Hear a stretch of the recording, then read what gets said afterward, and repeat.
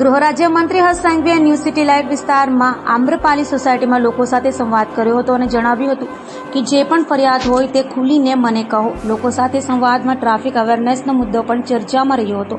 સાથે હર્ષ સંઘવીએ કહ્યું હતું કે રોંગ સાઇડમાં ન આવવું અને જે નિયમ તોડશે તેને સ્લેટ પકડવી પડશે. સુરતમાં ગૃહ રાજ્યમંત્રી હર્ષ સંઘવીએ પોતાના મતક્ષેત્ર વિસ્તારના લોકો સાથે શુભેચ્છા મુલાકાત લીધી હતી અને હર્ષ સંઘવીએ લોકોને કહ્યું હતું કે ટ્રાફિકના નિયમોનું પાલન કરવું પડશે નહીં તો હવે સ્લેટ પકડવાનો વારો આવશે તેમ જણાવી કાયદાનું પાલન કરવા ગૃહમંત્રી હર્ષ સંઘવીએ લોકોને અપીલ કરી છે. સાથે સુરતની જનતાને જણાવ્યું કે હવેથી તમે રોંગ સાઇડથી વાહન લઈને જશો નહીં. તમે જે કામ કરવાનું કહેશો તે બધું કરવા અમે તૈયાર છે, પરંતુ ટ્રાફિકના નિયમોનું પાલન કરશો. લોકોને હર્ષ સંઘવીએ દિલ ખોલી ફરિયાદ કરવા જણાવ્યું હતું.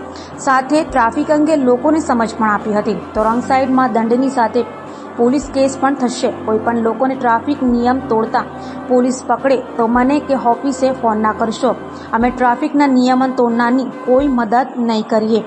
ટ્રાફિક સિગ્નલના અમલીકરણને કારણે અકસ્માતમાં ઘટાડો થયો છે.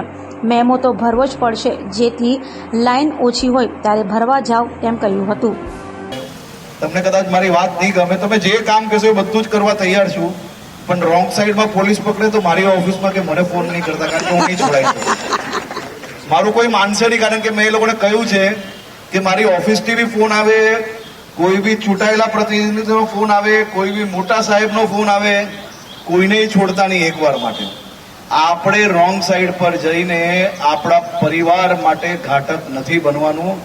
આપણે ટ્રાફિક નિયમોનું પાલન જો કરશો તો સુરક્ષિત ડ્રાઇવિંગના કારણે તમે બી સુરક્ષિત રહેશો અને તમારા સુરક્ષિત રહેવાથી તમારું પરિવાર બી સુરક્ષિત રહેશે. એટલે રોંગ સાઈડની અંદર હવે ચલાન નહીં ફાડશે, રોંગ સાઈડની અંદર પોલીસ કેસો કરવાના ચાલુ કર્યા છે. એટલે સ્લેટ પકડવી બહુ ભારી પડશે. એટલે કોઈ બી રોંગ સાઈડ પર જતા નહીં. અને રોંગ સાઈડ પર જાઓ તો ફોટો જે સ્લેટ વાળો પડે ને એ ઇન્સ્ટાગ્રામ પર મૂકજો, એટલે ભવિષ્યની અંદર બીજા કોઈ તોડે નહીં નિયમો. એટલા માટે આપ સૌ પાસે નિવેદન છે કે આટલા વિષયો આપ લોકો જરૂરથી કરો. જેટલી ફરિયાદો છે જરૂર, અહીંયા 2 જણ બેઠા છે એ બધી લખાઈ લો. અને એ ફરિયાદોને હું અહીંયા જ બેઠો છું ભાઈ, અને એ ફરિયાદો જે કઈ છે એના માટે કાલે અહીંયા અધિકારીઓ આવીને બધી જ સોસાયટીઓની જેટલી અલગ અલગ સોસાયટી વાળા આવેલા છે